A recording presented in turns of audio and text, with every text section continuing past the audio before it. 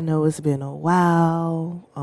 And the truth is, I fell off my high horse. Like, starting to make the podcast off and doing episodes with my husband. I was definitely on a high horse.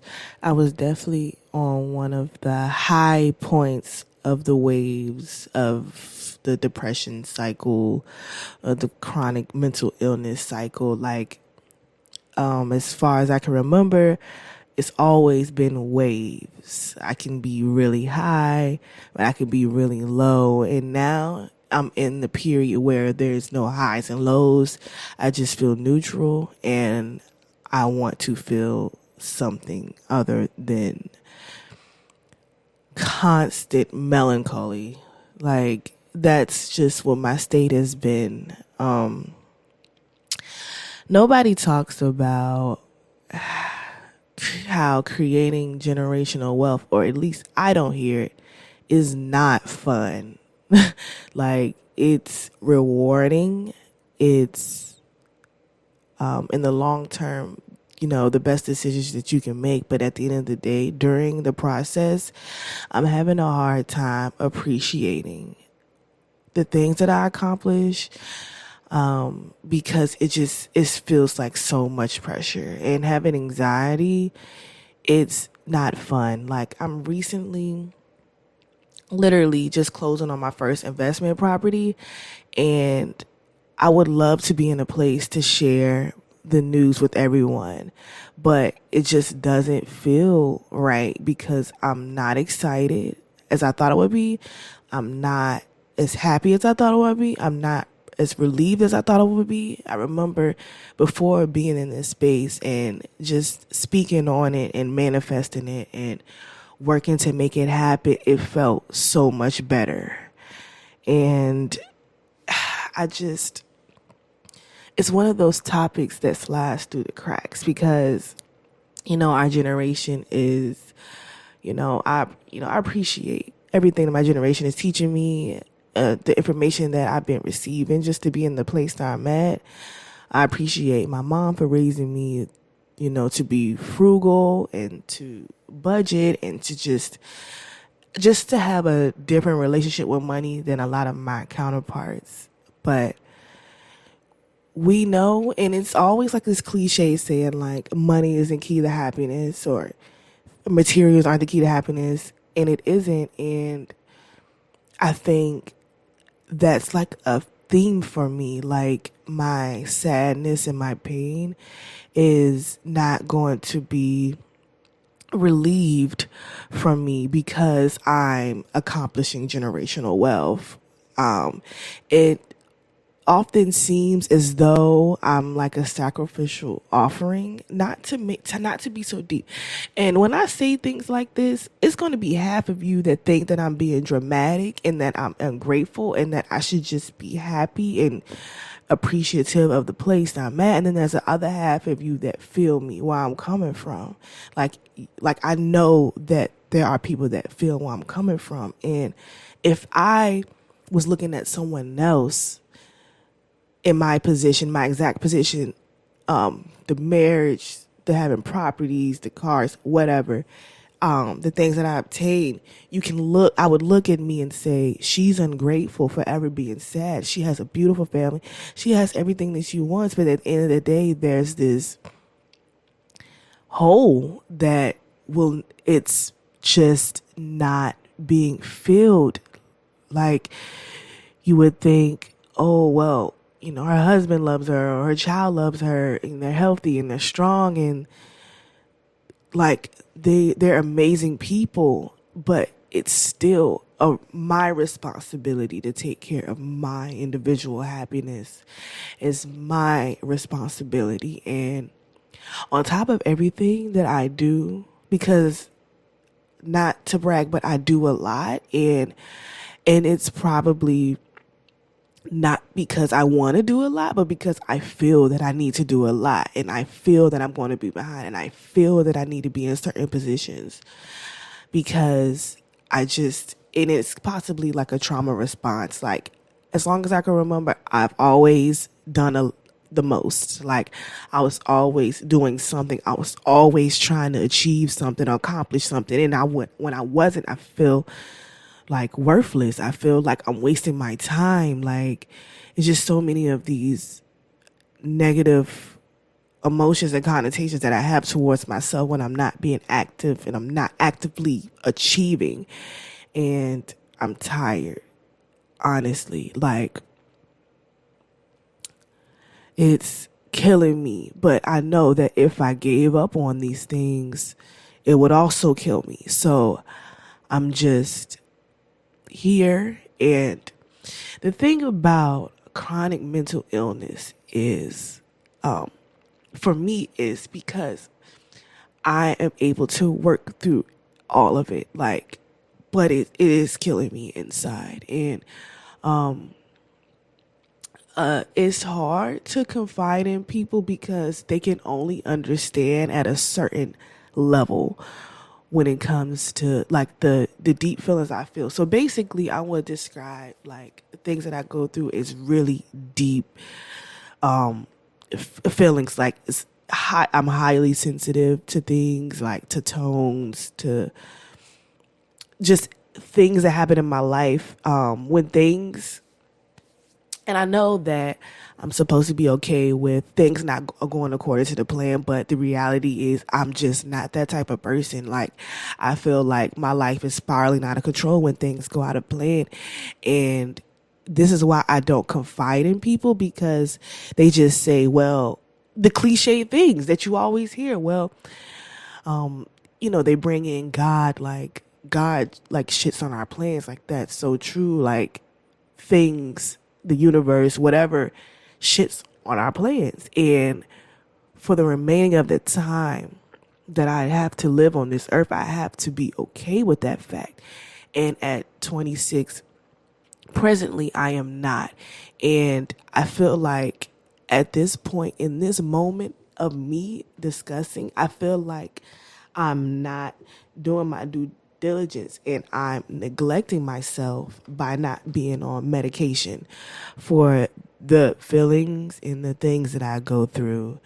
Like I go to marriage therapy and I go to individual therapy, and it's like it's seeming like the issues are circulated around me. Like I know the individual therapy is going to circulate around me, and it's crazy because in individual therapy we were supposed to be doing a timeline of my life, and it just stopped because it's always something new that's coming up with my feelings. It was always me making a realization. Like I was literally thinking today in my head, the real reason of me even recording this, I was thinking in my head that I wish that I was delusional. I wish that I didn't have the awareness that I had, because it's literally driving.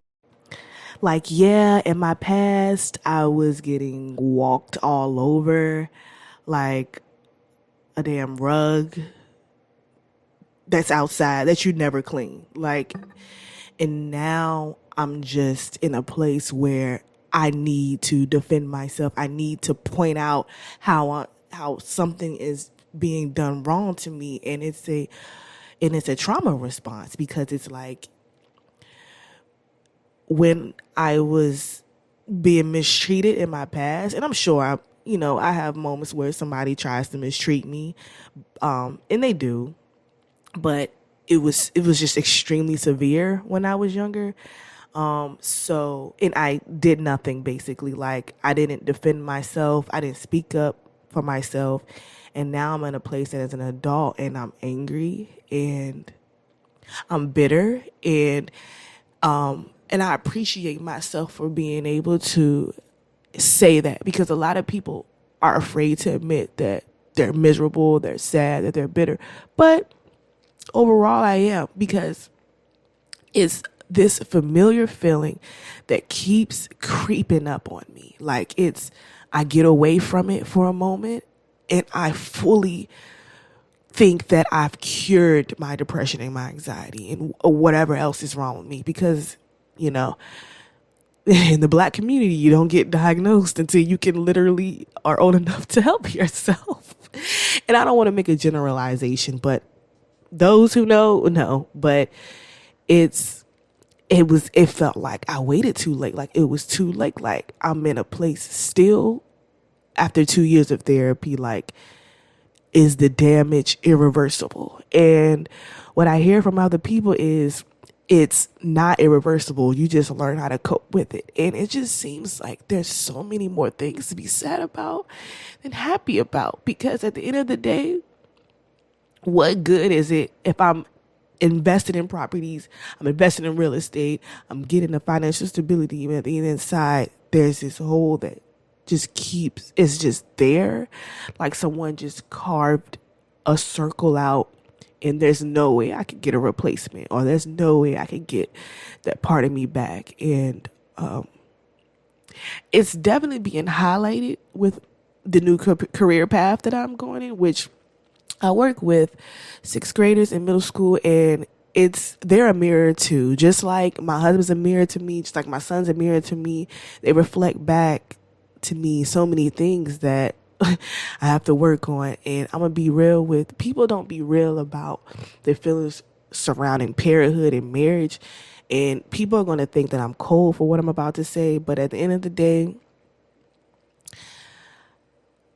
I didn't even have the energy for myself starting off. I didn't even have the patience for myself. I didn't even have the diligence to work on myself, or the awareness to work on myself, until after marriage and after a baby. And it's the most chaotic thing that I don't even know if it's the most chaotic thing that I've ever been through. In a way, it's the least chaotic thing I've ever been through. It's the biggest thing. I don't even know, because it's just, I've had so many dark, gloomy checkpoints throughout my life that I thought that I would never get through. So now it's almost like this is a piece of cake, but my energy is depleted because I have to mask myself. It is not because they're asking me, it's because I feel inadequate in who the person that I truly am, or the person that I am presenting, the person that I am exhibiting, because I feel like I haven't been who I truly am ever in this life. I feel like my first moments, they were sad, they were unhappy. My first memories, they were sad, they were unhappy. And not to say that I've had the worst life, or I've had the most disadvantages, but it's just the emotions, and I guess the way my brain is wired, and it's just unbalanced. And I tried to spirituality my way out of this for the last couple years, and I don't know if it's that I'm just not giving it enough time, or it's no cure. Straight up, like I've tried, being introduced to spirituality, it opened my eyes, and it gave me hope to that, I can just speak it and manifest it away.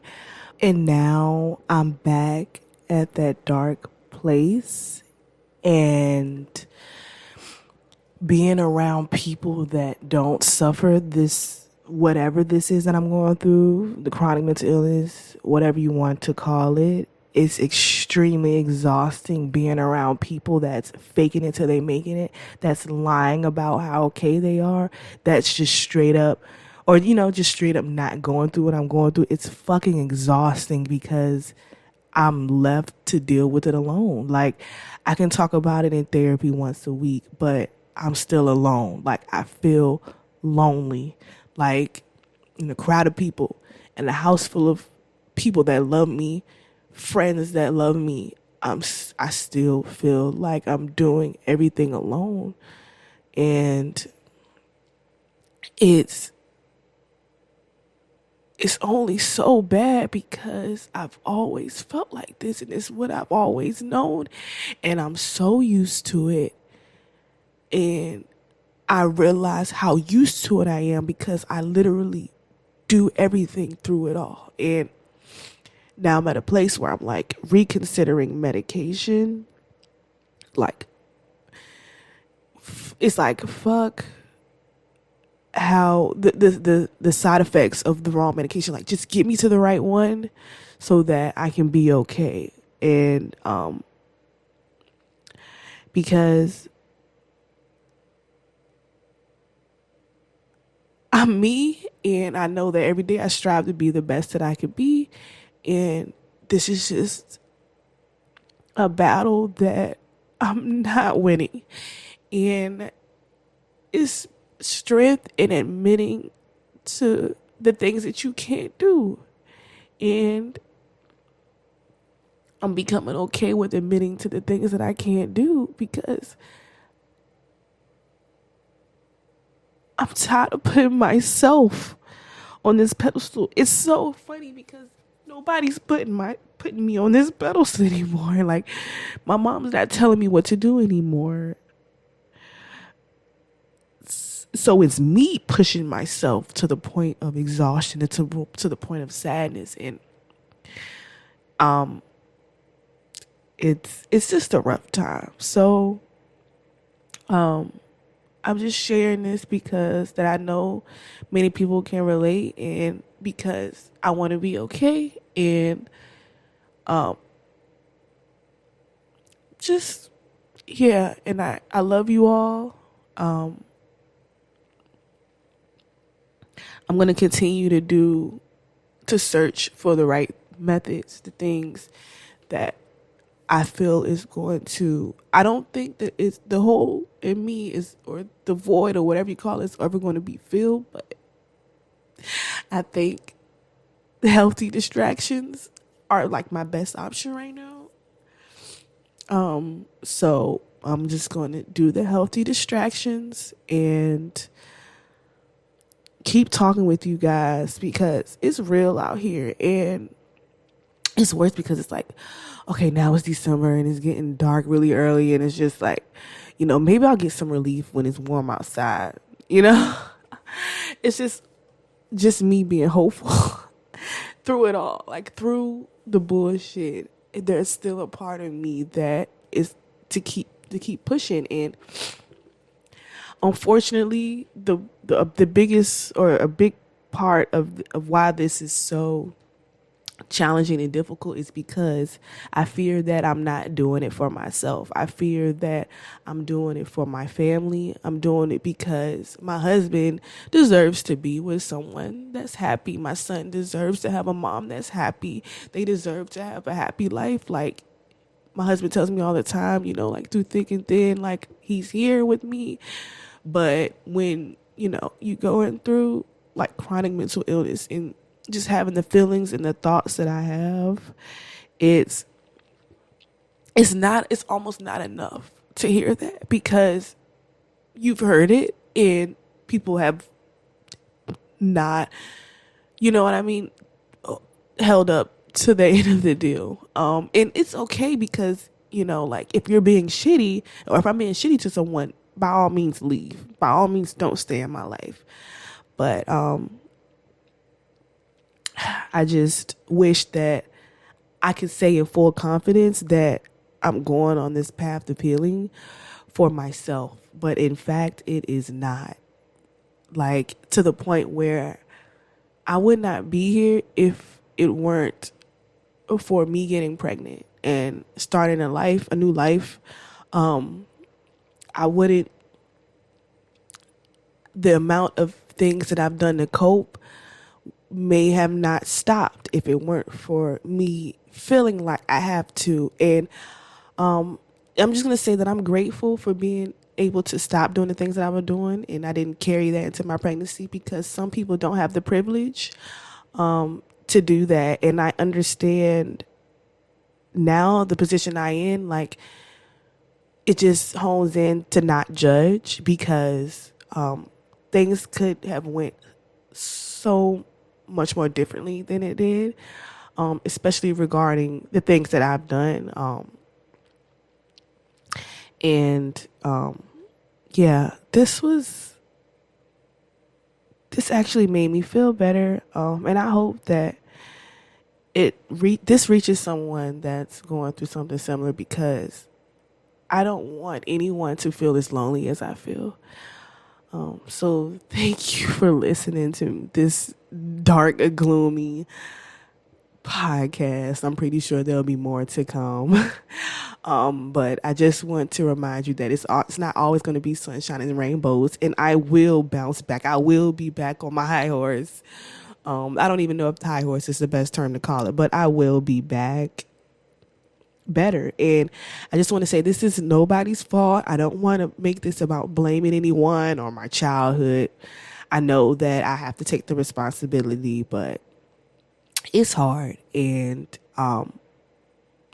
people look at me and think she has it all. She has it going on, and it's just not true. And I just want you guys to stop comparing yourself, because you never know what's going on behind closed doors. Thank you again for listening to me ramble. I appreciate each and every one of you. I love you from the bottom of my heart and soul and mind.